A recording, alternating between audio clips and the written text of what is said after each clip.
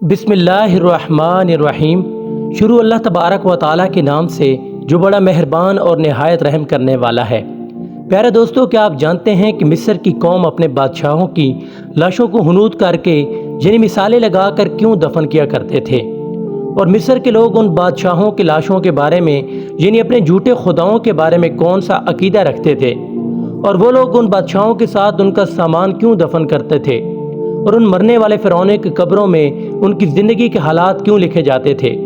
اور وہ تمام بادشاہ جن کو مصری اپنا خدا مانتے تھے، کیا وہ دوبارہ زندہ ہوں گے؟ اور کیا وہ دوبارہ اس دنیا میں آ کر اپنی زندگی کی اسی طرح گزاریں گے؟ پیارے دوستو، ان تمام تر سوالات کے جوابات قرآن و حدیث کی روشنی میں آج کی اس ویڈیو میں ہم آپ کو بتائیں گے، لہٰذا آپ سے گزارش ہے کہ ہماری اس ویڈیو کو اینڈ تک دیکھیں۔ مصر کی تاریخ ایک عجیب و غریب تاریخ ہے، اور مصر کی تاریخ کے اندر کئی عجیب و غریب اور خوفناک راز دفن ہیں۔ آپ کو بتاتے چلیں کہ مصر کی تاریخ کے اندر کل 33 فرعون گزرے ہیں، جن میں سے بعض نیک اور صالح تھے اور بعض بدبخت اور درندہ صفت لوگ تھے۔ ان تمام تر فرعونوں میں سب سے بڑا جابر اور ظالم فرعون وہ فرعون تھا جو حضرت موسیٰ علیہ السلام کے دور میں تھا، جس کا ذکر قرآن پاک میں بھی ملتا ہے۔ یہ بدبخت فرعون خدائی کا دعویٰ دار تھا اور مسلمانوں پر اپنا ظلم و ستم کرتا تھا۔ جو لوگ اس کی عبادت نہ کرتے تھے اس کو سخت سزائیں دیتا اور ان کو قتل کر دیتا۔ پیارے دوستوں، مصر کی قوم ایک ایسی قوم تھی جو ان کے بادشاہوں میں سے کوئی مر جاتا جن کو مصری لوگ اپنا خدا مانتے تھے، تو اس مرنے والے بادشاہ کو ایک خاص طریقے سے دفن کیا جاتا تھا۔ اس مرنے والے بادشاہ کو جو ان کا جھوٹا خدا ہوتا تھا، اس کی لاش کو حنوط کر کے یعنی خاص قسم کا مثالہ لگا کر دفن کیا جاتا تھا۔ مصر کی قوم وہ واحد قوم تھی جن کو ایک خاص قسم کا مثالہ تیار کرنے اور اس مسالے کو لگا کر بادشاہوں کو دفن کرنے کا فن آتا تھا۔ اس خاص قسم کے مسائل کی وجہ سے فرعونوں کی لاشیں گلنے سڑنے سے محفوظ رہ جاتی۔ آپ کو بتاتے چلیں کہ مثالہ لگانے کے بعد مصری لوگ اپنے مرنے والے بادشاہ کی لاش کو ایک خاص قسم کے کمرے میں دفن کیا کرتے تھے،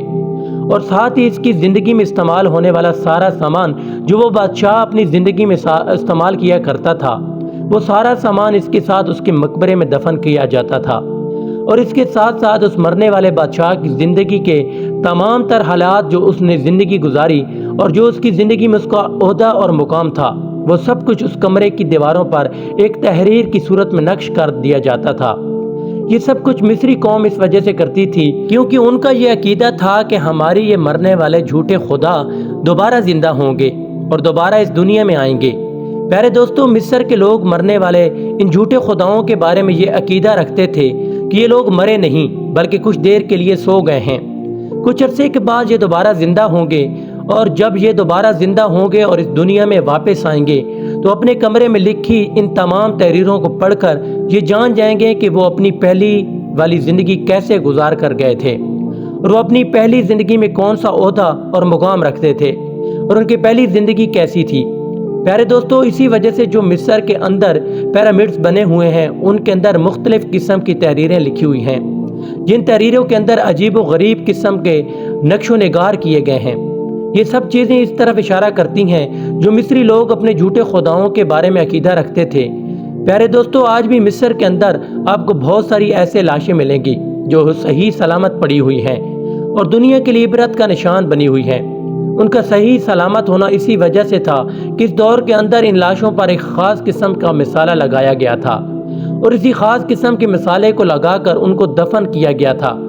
جس کی وجہ سے آج بھی ان کی لاشوں کو ڈھانچے محفوظ ہیں کہ مصر کے لوگ جو یہ عقیدہ رکھتے تھے کہ ہمارے مرنے والے جھوٹے خدا مرے نہیں بلکہ کچھ دیر کے لیے سوئے ہوئے ہیں اور یہ دوبارہ زندہ ہوں گے اور دوبارہ اس دنیا میں آئیں گے،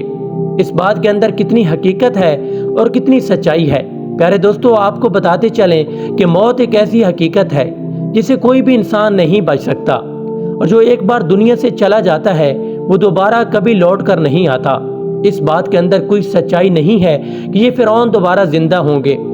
بلکہ یہ محض ایک جھوٹا عقیدہ تھا جو اس دور کے اندر مصری لوگ اپنے جھوٹے خداؤں کے بارے میں رکھتے تھے۔ بلکہ اللہ تبارک و تعالیٰ نے خدائی کے دعوے دار اس جھوٹے فرعون کو سمندر کے اندر غرق کر کے اس کی لاش کو آج تک دنیا کے لیے عبرت کا نشان بنا کے رکھا ہوا ہے،